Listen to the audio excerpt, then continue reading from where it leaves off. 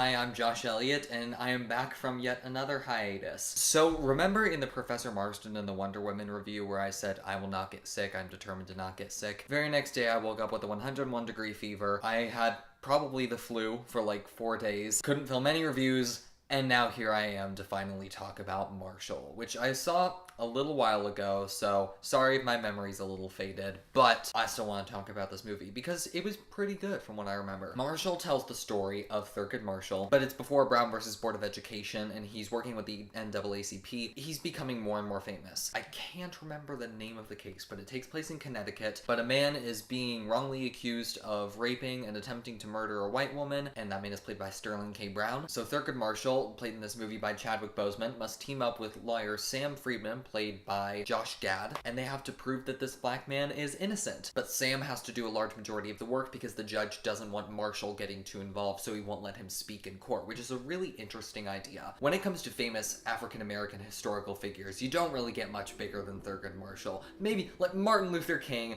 Harriet Tubman.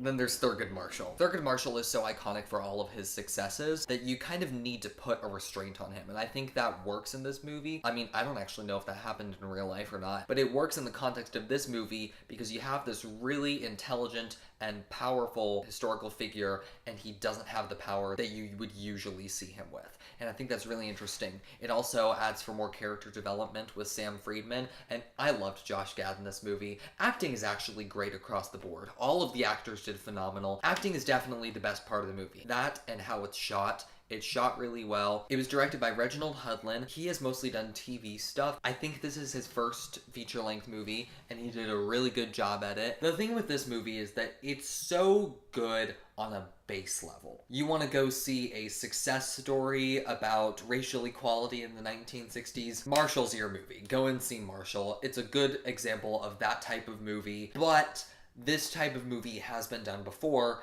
and done better. You got 12 Years a Slave, you got Selma. Those are just two examples that come to mind. Those are versions of this type of movie that have been done better in the past. Marshall is still good, but it does have its problems. It does kind of feel like a TV movie. A part of that's probably because the director has been directing TV like all his life, at least according to his IMDb page. Also, the stakes aren't very high. The stakes are very high for Sterling K. Brown's character, who is at risk of like dying, but there isn't really any risk for the two leads. Thurgood Marshall, there's really nothing at stake for him. Sam Friedman, I definitely felt more stakes because he has not gone down in history, and I didn't really know what would happen to him. And so I was more interested in him than I was in Marshall himself, which is weird because the movie's literally called Marshall. I was expecting a biopic of Marshall, and Marshall's probably one of the less interesting characters. There's also a subplot with Marshall's wife, them trying to have a child, but she's barely in the movie. She's in like 3 scenes, and it's kind of just left. I never really felt much of an emotional connection to Marshall. I feel like they definitely tried to achieve that emotional connection, but they didn't dedicate themselves enough to it. In the end, it just kind of felt like a forced subplot. Well, it didn't feel like a forced subplot. It was a forced subplot. See, the thing is, I want to say more about this movie, but I really can't. There isn't very much to say.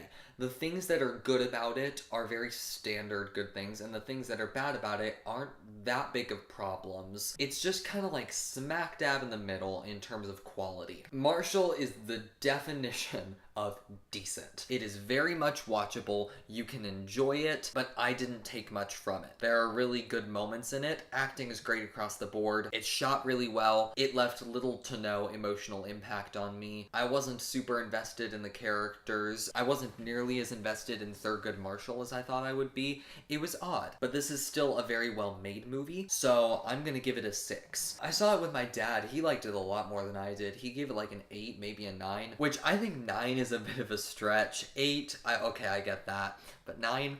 But yeah, I still thought it was a good movie. It's good at being the type of movie it wants to be, but there are better movies in that genre that have been made in the past couple years, and I probably won't remember Marshall much in a couple of months. I honestly don't really think about it that much now, and I saw it like a month ago. So that really puts it into perspective. Still, what did you think of Marshall if you saw it? Please tell me what you thought in the comments because I really want to know. Also, please like and subscribe to High School Film Nerds. Follow our Instagram account. Tell me what you think of this review. Bye, guys.